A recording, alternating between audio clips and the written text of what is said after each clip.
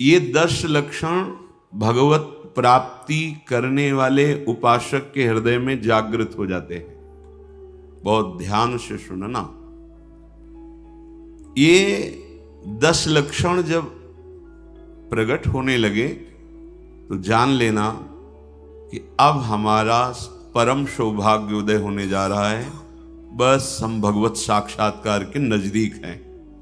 जब तक इन 10 लक्षणों में कमी दिखाई दे तो संभालो इन 10 लक्षणों को अपने जीवन में पक्का। इन 10 का पूर्ण होना मतलब भगवत साक्षात्कार को होना। धृति क्षमा दमोस्तेयम शौचमिंद्री निग्रहा धीर विद्या सत्यमक्रोधो दशकम धर्म लक्षणम। पहला है धृति। धृति माने किसी भी प्रकार का कोई भी अपमान, तिरस्कार, निंदा, परिस्थिति, विपरीतता आपके मार्ग में आवे पर आपकी स्वीकृति पे अंतर नहीं होना चाहिए। इसे धृति कहते हैं। धृति ये बहुत आवश्यक है भगवत मार्ग के पथिक को। जो स्वीकृति की हुई है उस पे कोई विक्षेप नहीं पड़ना चाहिए। जो होना सो हो जाए, स्वीकृति नहीं बदलनी चाहिए। बस तुम्हारा ये था माम प्रपद्यन्ते तास तथैव भजाम्यहम्। कोई भी परिस्थिति, कोई भी विपरीतता, कोई भी अपमान हमारी स्वीकृति में अंतर नहीं डाल सकता। मृत्यु स्वीकार करना अच्छा है पर स्वीकृति पे अंतर नहीं आना चाहिए। वही स्वीकृति भगवत प्राप्ति करा देगी। गोस्वामी जी बाद में सब बातें कह रहे, पहले कह रहे बिगड़ी जन्म अनेक की अब ही सुधरे आज। हमारी धृति इतनी कमजोर है कि प्रतिकूलता के आभास मात्र में हम छोड़ देते हैं।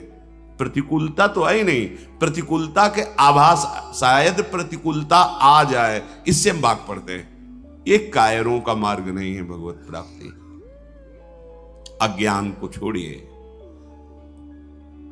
क्या तुम प्रभु को छोड़ दोगे तो दुखों से बच जाओगे क्या?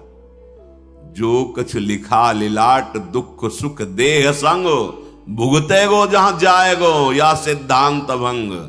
या सिद्धांत अभंग तजत क्यों धीरज प्राणी। यही धृति। तजत क्यों धीरज प्राणी वृंदावन परिहरे प्रिया प्रीतम रजधानी। स्वामिनी जी के महल को, स्वामिनी जी के चरण आश्रय को छोड़कर तुच्छ विषयों की तरफ कदम बढ़ा देना, स्वीकृति आपकी बहुत कमजोर है। बिगड़ जाएगा, ये जन्म बिगड़ जाएगा। पता नहीं किस युग में ये स्वीकृति का अवसर मिलेगा कि नहीं मिलेगा। कितना भी संकट आवे, धैर्य नहीं छोड़ना। सब कुछ सहना है, राधा राधा कहना है। नियम बना लो, जीत जाओगे। काल पर भी विजय प्राप्त कर लोगे। विश्वास करो, ये मंत्र मान लो, सब कुछ सहना है। राधा राधा कहना, राधा राधा। आपको सराहेंगे, आपको चाहेंगे, आप जो मर्जी आवे सो करो। सराहेंगे आपको, कोसेंगे नहीं। आपको सराहेंगे और आपको ही चाहेंगे। हम आपसे तन मन प्राण सर्वस्व समर्पित करके प्रेम करते हैं। ये प्रेम मार्ग की बात। भगवत प्राप्ति करना है तो पहली बात है ये धृति। ये धैर्य रखो। ये नहीं देखा जाता, धैर्य नहीं दिखाई देता। धैर्य नहीं, जरा सा विचलता हुई भाग पड़े। कहां भागोगे? जिधर भाग के जा रहे उधर तो विचलता का समुद्र है। यहां तो विचलता तुम्हें अविचल स्थिति प्रदान करने के लिए है। यहां का भय तुम्हें निर्भय पद प्रदान करने के लिए है। और इस भय को स्वीकार करके भाग रहे हो तो महाभयावह प्रवाह है संसार का, बहते चले जाओगे। अभय होए जो तुम्हें डेराई। धृति। जो धृतिवान है, लौकिक पारलौकिक सारी संपत्तियां उसके चरणों में झुकने लगती हैं। देख लो, शब्द पर ध्यान दो। जो धृतिवान है, धैर्यवान है, हर कष्ट सहता है, तो आगे जो मार्ग है बोले लौकिक और पारलौकिक सारी संपत्तियां उसके चरण चूमती हैं, क्योंकि वो धैर्यवान है। अगर धृति नहीं है तो परमार्थ का भेष भले हो, परमार्थ की स्थिति नहीं होगी। दूसरा लक्षण है क्षमा। अपने साथ बुराई करने वाले को दंड देने या दिलाने की पूरी शक्ति होने पर भी, दंड देने या दिलाने की आज्ञा करते ही विध्वंस मच जाएगा, ऐसा होने पर भी ना तो शरीर से दंड दे, ना वचन से दंड दे, ना किसी से प्रेरित करके दंड। हम तो नहीं करेंगे, पर तुम देखो, तुम हमारे शिष्य हो, हम तो सह गए, तुम्हें नहीं सहना चाहिए, जाओ। तो बात एक ही हो गई, बात एक ही हो गई। आप उसको दंड देना चाहते तो आपके अंदर क्षमा बल नहीं है।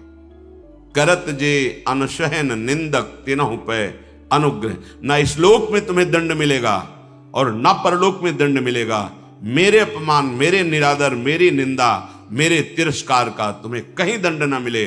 तुम्हारी बुद्धि शुद्ध हो, स्वस्थ रहो और भगवान प्रसन्न हो।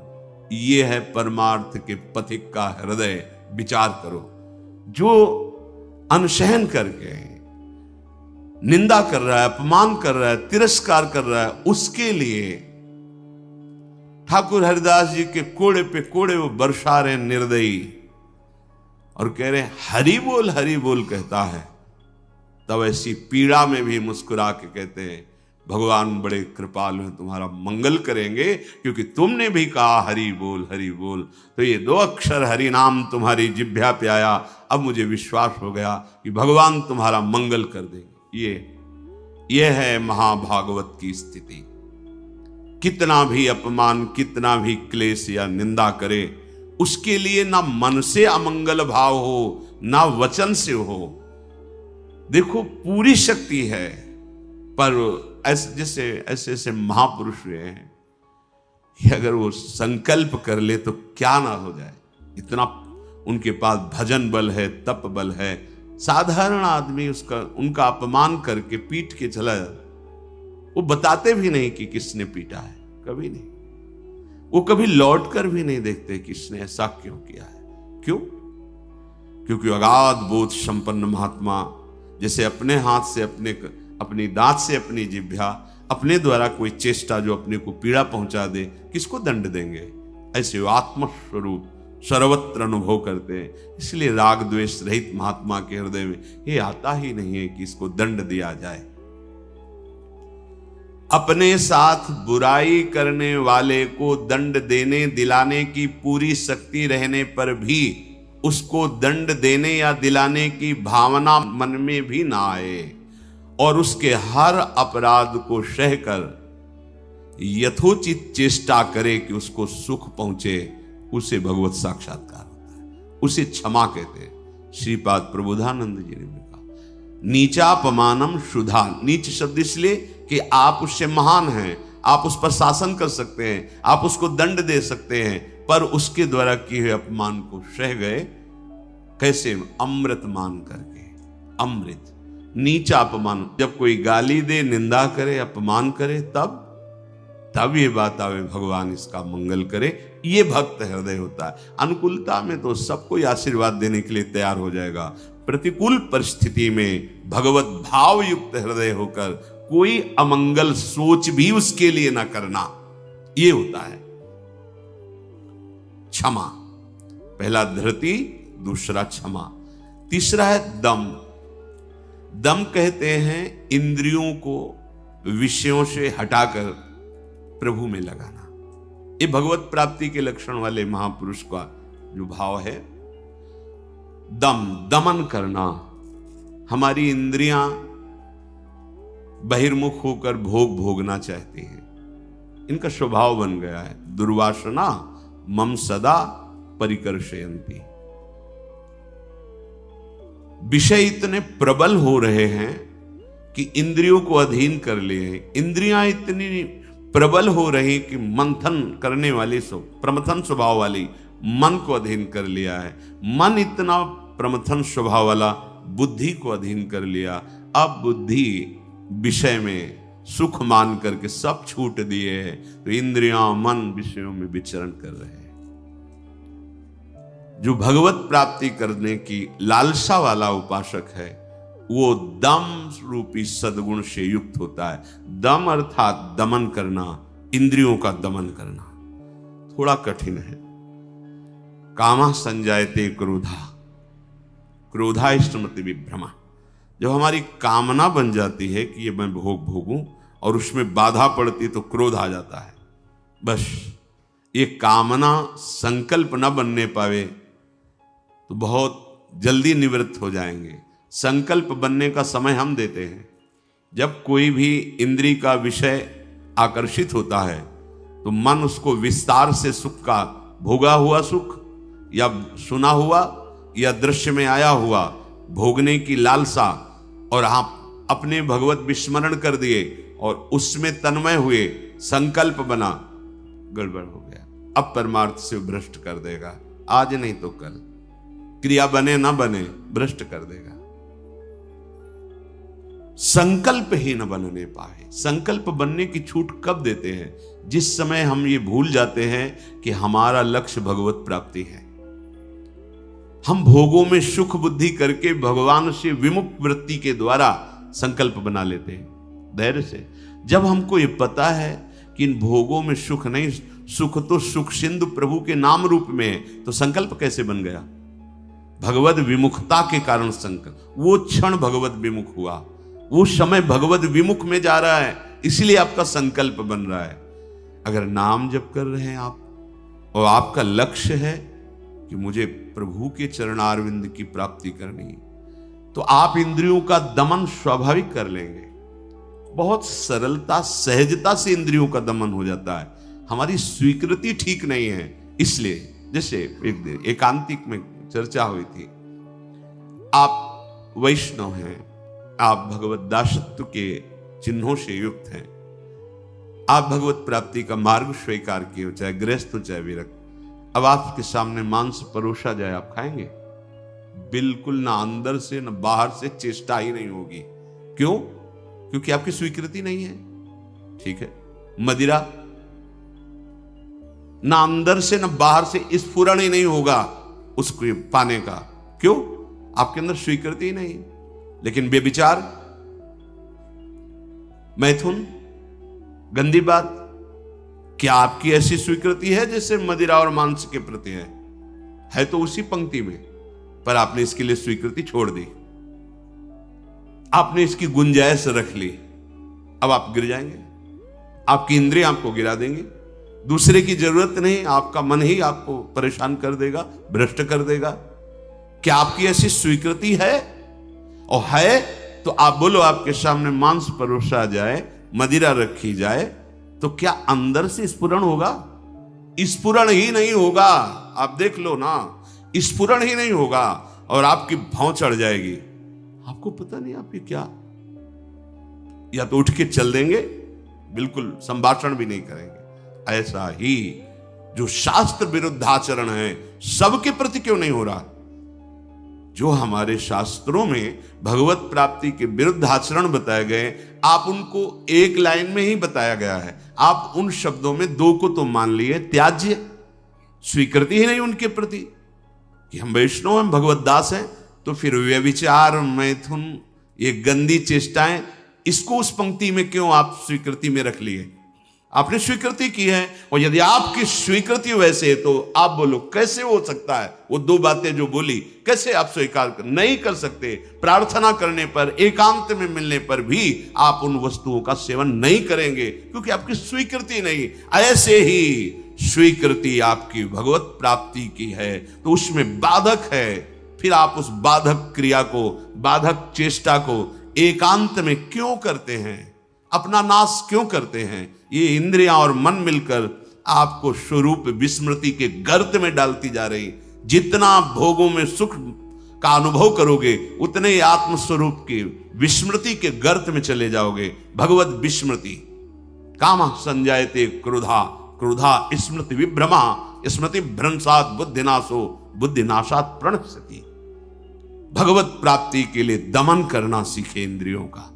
चौथा, अस्तेय, चोरी का स्वभाव ना होना, मन से, वाणी से, शरीर से किसी भी प्रकार की चोरी ना करना। फूल लेने जा रहे हैं प्रभु, जनक जी के यहां निमंत्रण में आए हैं, विश्वामित्र जी को आमंत्रित किया गया है। फूल केवल है, कोई और वस्तु नहीं है। पर आप देख लीजिए उस प्रसंग में प्रभु मालियों से पूछते हैं, क्या मैं अपने गुरु सेवा के लिए कुछ पुष्प ले सकता हूं? स्वीकृति दी। हमारा स्वभाव बिगड़ गया है, बहुत सावधानी की जरूरत है। सोचते हैं कि हम चोरी करके दूसरे का धन, दूसरे का सुखी हो जाएंगे, कभी नहीं हो गए। अधर्माचरण करने वाला कभी, आपको थोड़ी देर हर्ष होगा, हर्ष शोक में परिणित हो जाएगा, शोक भयानक दुख पैदा कर देगा। बहुत सावधान, सिद्धांत को समझो और भगवत मार्ग में चले हो तो ऐसा होना ही नहीं चाहिए किसी भी तरह से। और ये वस्तु बहुत अच्छी लग रही है, नहीं, आज जो हमारी व्यवस्था कर रहा है कल व्यवस्था, हम व्यवस्था के लिए भगवत मार्ग में आए क्या? हम तो भगवत आनंद के लिए आए हैं। शरीर और मन प्राण उनको समर्पित है, वो जाने। किसी भी तरह की मन से, वाणी से, शरीर से चोरी नहीं होनी चाहिए। दूसरे की बात हम सुनी तो सुन करके उसे अनुभव में उतारें, सुन के उसको दूसरों को बोलकर प्रभावित कर लेना, यह भी चोरी हो गई। महापुरुषों की बात, अमुक संत ने अमुक बात कही है, हम सब मिलकर उस पर चले भगवदानंद का अनुभव करने के लिए। अगर हम उस बात का केवल प्रयोग करते हैं दूसरे को प्रभावित करने के लिए और वासनाओं की पूर्ति के लिए, यह भी चोरी है। वो बात हमारे अंतःकरण को भगवदाकार करने के लिए है। सत्संग में उस बात को इसलिए कहते हैं कि वो बात हम सब धारण करें और भगवदानंद को प्राप्त हो। किसी भी तरह का मन में या तन में या वचन में ये छुपाव भाव, ये चोरी भाव, हम चाहते कुछ हैं और वाणी से कुछ बोल रहे हैं, वो ठीक नहीं है। अस्तेय, बिल्कुल छुपाव का भाव, चोरी का भाव नहीं होना चाहिए, न मन से, न वाणी से, न शरीर। भगवत प्राप्ति करने वाला उपासक जो मन में होता है वही वाणी में होता है, वही चेष्टा में होता है, तीनों में एक होगा। और जो विषयी जीव होता है उसके मन में कुछ और होता है, वाणी से कुछ और बोलता है, चेष्टाएं कुछ अलग दिखती है, ये ठीक नहीं है। जो मन में एक, वचन में एक, आचरण में वही, तीनों का मिलान कर लो, वही होता है अस्तेय। पहला था धृति, दूसरा क्षमा, तीसरा दम, चौथा अस्तेय, पांचवा है शौच। शौच कहते हैं पवित्रता को। उपासक को बाहर और भीतर दोनों से पवित्र होना चाहिए। अब सुंदरता बढ़ रही है लेप आदि से, वैसे पवित्रता नष्ट हो रही है, पवित्रता नहीं मिलेगी। शौचाचार का ज्ञान ही नहीं है, पशुता बढ़ रही है, पशुता। वही जूते पहन करके लघु शंका गए हैं, अवसर लगा तो उसी में शौच हुआ है, और वही जूते पहन करके भोजन पा रहे हैं, तो बुद्धि क्या हुई? पशुता आ गई, राक्षसीपना आ गया। आहार के समय पूज्य भाई जी महाराज और ग्रंथों में और बड़े संतों से बहुत पवित्र विचार होने चाहिए उस समय। खास करके आहार के समय तो आपको बहुत सावधान रहना है, क्योंकि जैसे भाव में आहार पा रहे हो उसी का वो बढ़ावा कर देगा।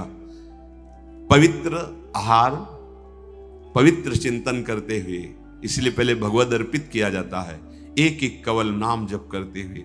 बहुत सुंदर 24 घंटे उसका देखना प्रभाव बहुत सुंदर पड़ेगा। बाहर आपका शरीर पवित्र होना, उसके लिए दिनचर्याएं हैं, पवित्रता का निर्वाह, बहुत सावधानी। वो अब देखो ऐसे लोगों के आचरणों का अनुकरण किया जाता है जो शौच होकर जल ही नहीं लेते, वैसे क्या कहते हैं उसे, हाँ टिश्यू पेपर, वाह। आचरण बिगड़ते हुए पशुता में बदल गए, जैसे पशु ने सोच के चल दिए। अरे भाई, मनुष्य शरीर मिला है पवित्र, मतलब बुद्धि काम नहीं कर, उसे बड़ा माना जाता है। शौच होकर के पवित्रता ना करना बड़े आदमी है। वाह, आचरण पवित्रता है ही नहीं। कैसे तुम भगवत चिंतन अखंड कर लोगे? कैसे तुम्हारे सदविचार आवेंगे? बाहरी और भीतरी दोनों पवित्रता चाहिए। बाहरी पवित्रता ये जल से, मिट्टी आदि, रजा, देखो चाहे जितना आप साबुन लगाओ हाथ में, बाद में थोड़ी रज का प्रयोग जरूर करो। रज से पवित्र माना, जैसे वो इतनी बड़ी बोतल में क्या आता है, डिटॉल वाला, वो नहीं होता, उससे हाथ जो हैंड वॉश जो भी ऐसे ऐसे धो लिए, माना ठीक अच्छा है, पर रज का प्रयोग जरूर करें। थोड़ी रज लेकर हाथ, बिना रज से आप पवित्र नहीं माने जाएंगे। आप जैसे साबुन वगैरह तो करो, हम कहते करो, पर इससे आप रज का प्रयोग जरूर, एक बार ही सही, पर ऐसे रज आएगी तो नाली जाम हो जाएगी, और ऐसा नहीं, हम करें थोड़ी तो प्रयोग करो रज का। नहीं, वो नाली तो खुल भी सकती है, इधर बुद्धि की नाली जाम हो गई तो और गड़बड़ हो जाएगा, नहीं हो जाएगा, जन्म जन्मांतर बिगाड़ती चली जाएगी। अब कैसे समझाएं, मतलब बड़ा समय विचित्र आ रहा है। लघु शंका में बैठना है तो जो शौच की सीट उसी पे बैठना है कि ये लघु शंका, और निकले वो चल दिए। अरे पूरे अपवित्र हो गए, उस पे बैठने के लिए उतना ही वस्त्र धारण करो जितना तुम्हें धोना हो, तभी आप भगवत मार्ग में चलने, तभी आप चल सकते हैं। बुद्धि काम नहीं करेगी। अब जरा सा भी कुछ भी मुख में जाता है तो हमें कई बार समझाना होता है, श्री जी का प्रसाद है, प्रसाद, तब मन मंत्र की तरफ बढ़ता नहीं, एकदम घबरा के मुख में कुछ गया जूठा हुआ तो उसे समझाना पड़ता है, चरणामृत है, श्री जी का प्रसाद है। अभ्यास, हम बातचीत कर रहे हो और बाथरूम के पादुका में पैर जा रहा हो, बंद मंत्र, नाम चलना प्रारंभ, हमें बाद में ज्ञान होगा, वो पहले हो गया। अभ्यास, अगर आपको कई बार शौच लगते हैं, आप बाथरूम तो बंद ही होते हैं, उचित वस्त्र धारण कर लो, या जैसा हाथ धो लिए, यहां से हाथ धो लिए, कुल्ला कर लिए, ये जो छिद्र है इनमें जल लगा लिया, कमर से स्नान, चाहे जितनी बार, इतना तो करना है। 2 बार तो सर्वांग आप कर लीजिए, बीमार हैं ऐसा है तो ऐसे कर लीजिए। अगर आप ऐसे पवित्र नहीं रहेंगे तो मंत्र नहीं चलेगा, भजन नहीं होगा। आप खुद देख लीजिए, बाहरी पवित्रता और आंतरिक पवित्रता, छल कपट ये सब अंदर न रखते हुए नाम जब चल रहा है, अंदर पवित्र हो जाएंगे। तो जल, मिट्टी और यथा योग्य जो गुरुजन आदेश करते हैं वैसी दिनचर्या से ये बाह्य शरीर की शुद्धि होती है। राग, द्वेष, दंभ, कपट, वैर, अभिमान, इन विकारों का नाश होने पर अंतःकरण स्वच्छ होता है। ये विकार सब नष्ट हो जाएंगे। सत्संग सुनते रहिए, नाम जप करते रहिए। तो ये शौच अर्थात पवित्रता, बाहरी और भीतरी दोनों आवश्यक है। फिर है छठा,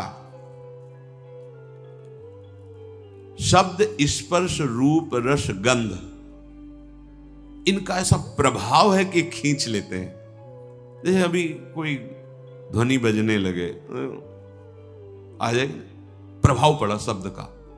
अभी कोई चीख दे, शब्द का प्रभाव पड़ा ना, ऐसे रूप का प्रभाव पड़ता है, ऐसे रस का प्रभाव पड़ता है, गंध का प्रभाव पड़ता है, स्पर्श का प्रभाव पड़ता है।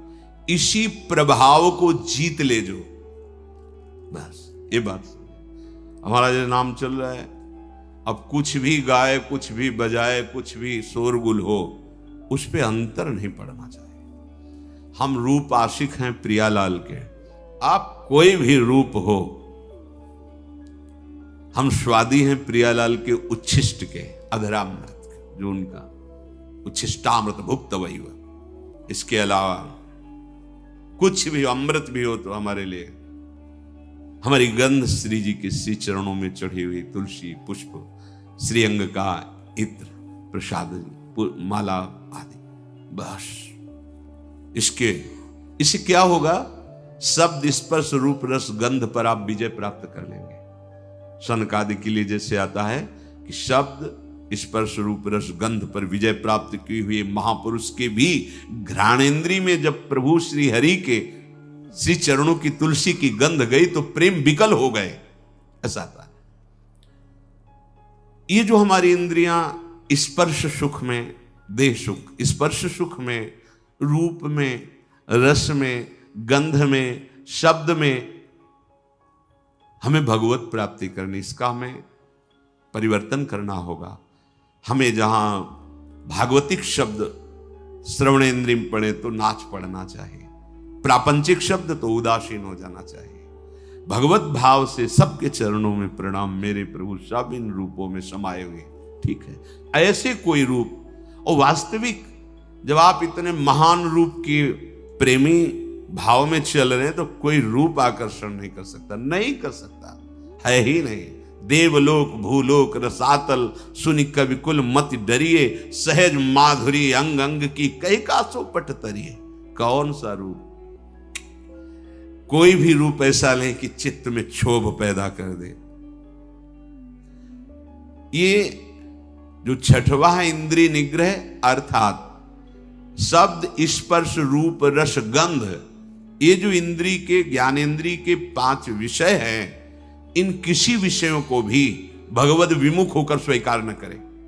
प्रभु से अर्पित है, जैसे विशेष विशेष गंध हैं, पर अगर प्रभु को अर्पित नहीं तो हमारी घ्राणेन्द्रिय उसे वो आ रही पर उसका महत्व तो नहीं है। और प्रभु में अर्पित है, हमारी प्रियाजू के श्री चरणों में चढ़ा हुआ है, ये पुष्प है, ये इत्र है, ये माला उनके श्रीअंग। अहो भाग्य, बार बार वो जीत जाएगा। फिर उसके घ्राणेन्द्रिय को लुभायमान नहीं कर सकता। श्रवणेन्द्रिय यदि प्रभु के जस को सुनने के लिए बावरों सो रस में फिरे, खोजत नेह की बात, तो विश्व का कोई भी शब्द उसे आकर्षित नहीं कर पाएगा। और रसेंद्रिय यदि प्रभु का केवल उच्छिष्ट भोगती है, वाकेंद्रिय केवल प्रभु के जस में है, आप जीत गए शब्द स्पर्श रूप रस गंध। 7वां धी है। धी अर्थात बुद्धि। आपका आहार सात्विक होगा, संग सात्विक होगा, शास्त्र सात्विक होंगे, वार्ता सात्विक होगी, तो आपकी बुद्धि भी सात्विक हो जाएगी। जो रोज सत्संग सुनता है, सत शास्त्रों का अध्ययन करता है और प्रभु का नाम जप करता है और विचारवान है, विचारवान, वो बुद्धि भगवत प्राप्ति की योग्य हो जाती है। ध्यान दीजिए, जो रोज सत्संग सुनता है, सत शास्त्रों का स्वाध्याय करता है, भगवत भजन अर्थात नाम जप करता है और विचारवान है, कोई भी चेष्टा कोई भी क्रिया बिना विचारे नहीं, विचार बिना विचारे जे करें चे पाछे पछताए। हमें विचार करना है, ये जो हम सोच रहे हैं, जो हम करने जा रहे हैं, शास्त्र सम्मत है? नहीं तो फिर नहीं। जिसमें निरंतर प्रभु में मन लगाने के सहयोग हो, ऐसा बुद्धि निश्चय करने वाली, वो भगवत प्राप्ति की योग्य हो जाती है। हमें वही सुनना है, वही देखना है, वही बोलना है, वही चेष्टा करनी, जिससे हमारा भजन बढ़े, भजन सुरक्षित रहे, भजन पच जाए। ये सारा क्षेत्र बुद्धि का है। बुद्धि में विवेक है, वो बढ़ाएगी भजन, बचाएगी और पचा लेगी। जैसे भजन का भी अपच होता है, मैं इतना इतना, तो आगे दिखाएगी, देखो वो महापुरुष इतना भजन, इतने दैन्य, धिक्कार है हमारे जीवन को, अभी उतना तो है नहीं, अहम ऊपर से आ रहा है, वो दबाती रहेगी, तो भजन पचता रहेगा। कौन सी बुद्धि? जो रोज सत्संग सुनती है, शास्त्र स्वाध्याय, नाम जप और विचारवान है, ऐसी बुद्धि भगवत प्राप्ति की योग्य हो, अर्थात निश्चय। अगर बुद्धि विषयों में लगी हुई है, धन संपत्ति मान को श्रेष्ठ मानती है, तो ये निश्चय ही नहीं कर पाएगी कि परमात्मा प्राप्ति करना है। भोगेश्वर प्रसक्ता नाम तया प्रहत चेतसाम व्यवसायत्मिका बुद्धि समाधौ न विधीयते। 8वां है विद्या। जैसे प्रश्न आता है कि जब भजन मार्ग में चलना है तो पढ़ना लिखना सब व्यर्थ ही है, क्यों पढ़े लिखे?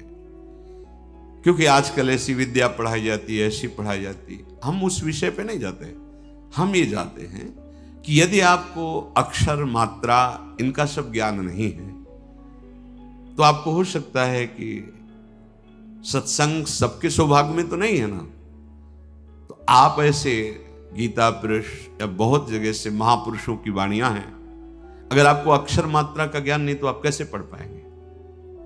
अगर आपको ये लौकिक विद्या जो काखा गगा है, इसमें ब्रह्म विराजमान है। कई बार ये वार्ता हुई कि जैसे भगवान कण कण में विराजमान है, ऐसे हर अक्षर में विराजमान है। आ ब्रह्म का स्वरूप माना गया है। का, खा, गा, घा, आ निकलता है ना, ज्ञा तक निकलता है। आप जो विद्या पढ़ रहे हैं साक्षात ब्रह्म स्वरूप है। जो आप जानकारी ले रहे हैं, उस सृष्टि की जो ले रहे हैं, वो ब्रह्म स्वरूप है। उसे आप भजन से अलग मत मानिए, ध्यान देकर पढ़िए। हाँ, अब पढ़ लिख करके उद्दंडता करना, कपट करना, हिंसा करना, चोरी करना, तो होगा कि क्या हुआ तुम्हारी पढ़ाई से? आप विद्या से, जैसे विद्या विनयम ददात, विनम्र होता है, गंभीर होता है, बुद्धि उसकी निर्णायक होती है, प्रवीण होती है। पर यदि भ्रष्ट आचरण करोगे तो वही विद्या अविद्या का रूप धारण कर लेगी। तो विद्या निषेध नहीं है, अविद्या निषेध है।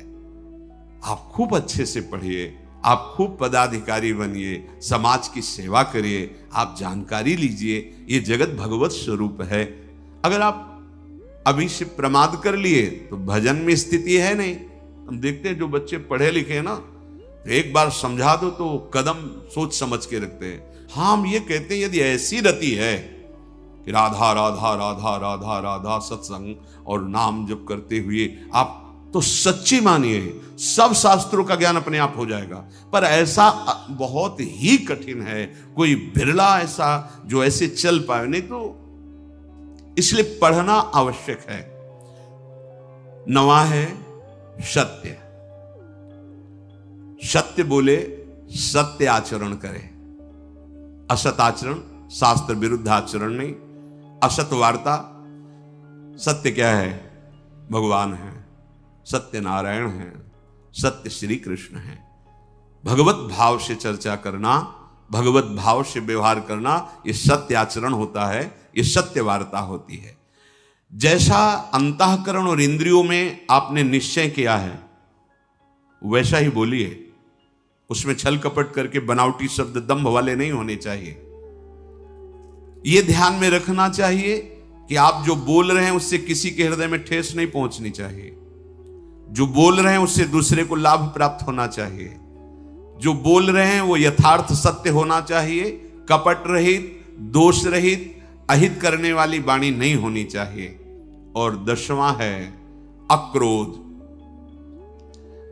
कोई भी आपके प्रति कैसा भी बर्ताव करे, आपको क्रोध नहीं करना, यह नियम लेना है।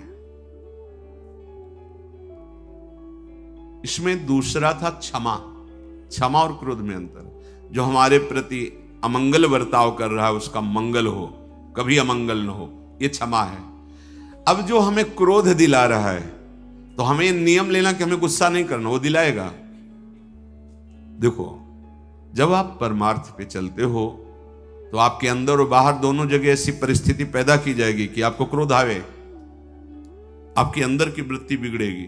बाहर का ऐसा व्यवहार हो सकता है, आपका साथी, आपका मित्र, आपके पास रहने वाला साधक ही आपसे विपरीत ऐसी चेष्टा, उस समय वो प्रेरित है। आपको देखना है कि इस समय प्रेरित है माया के द्वारा और वो मुझे गुस्सा दिलाने के लिए ऐसा विधान रचा गया, पर मैं गुस्सा नहीं होऊंगा। अगर सह नहीं पाते हो तो मौन हो, भाग जाओ वहां से। मौन हो के भाग जाओ। वीरता मत दिखाओ। गुस्सा करना वीरता नहीं, सह जाना वीरता है। जैसे सह पाओ। ये जो 10 प्रकार के लक्षण बताए गए, उपासक सावधानी पूर्वक इनको धारण करे। अगर ये लक्षण है तो भगवत प्राप्ति निश्चित है।